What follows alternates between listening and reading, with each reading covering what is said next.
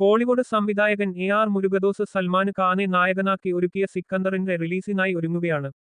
കഴിഞ്ഞ 17 വർഷത്തിനിടെ അദ്ദേഹത്തിന്റെ നേരിട്ട് എടുക്കുന്ന റീമേക്ക് അല്ലാത്ത ആദ്യ ഹിന്ദി സൂപ്പർതാര ചിത്രമാണിത്. സൽമാൻ ആരാധകർ സിക്കന്ദറിലൂടെ ഒരു രാഷ്ട്രീയ ആക്ഷൻ ഡ്രാമയാണ് പ്രതീക്ഷിക്കുന്നത്. പിങ്ക് വില്ലയ്ക്ക് നൽകിയ പ്രത്യേക അഭിമുഖത്തിനിടെ ശിവകാർത്തികേയൻ അഭിനയിക്കുന്ന തന്റെ അടുത്ത ചിത്രമായ ശിവകാർത്തികേയന് നായകനാകുന്ന മദ്രാസിയെക്കുറിച്ച് AR മുരുകദോസ് വിശദാംശങ്ങൾ വെളിപ്പെടുത്തി. മദ്രാസി ഒരു ആക്ഷൻ ചിത്രമാണ്. ഗജിനിയുടെ മാതൃകയിലായിരിക്കും ഇത്. ഇരുണ്ട വശങ്ങളുള്ള ഒരു പ്രണയകഥയാണിത്. അവസാന ഷെഡ്യൂൾ ഉൾപ്പെടെ ഏകദേശം 22 ദിവസത്തെ ഷൂട്ടിംഗ് ബാക്കിയുണ്ട്. ഏപ്രിൽ പകുതിയോടെ ചിത്രീകരണം പുനരാരംഭിക്കുമെന്ന് പ്രതീക്ഷിക്കുന്നു, തുപ്പാക്കി സംവിധായകന് പറഞ്ഞു. രുക്മിണി വസന്ത് നായികയായി അഭിനയിക്കുന്നു. മദ്രാസി അവരുടെ രണ്ടാമത്തെ തമിഴ് ചിത്രമാണ്.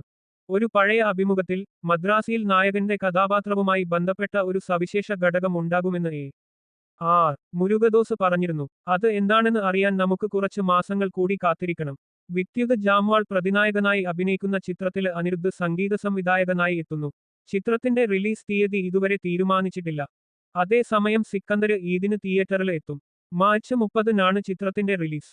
നട്വാല ഗ്രാൻഡ് സൺസ് നിർമ്മിക്കുന്ന ചിത്രത്തില് സത്യരാജ്, രശ്മിക മന്ദാന അടക്കം വലിയ താരനിര അണിനിരക്കുന്നുണ്ട്.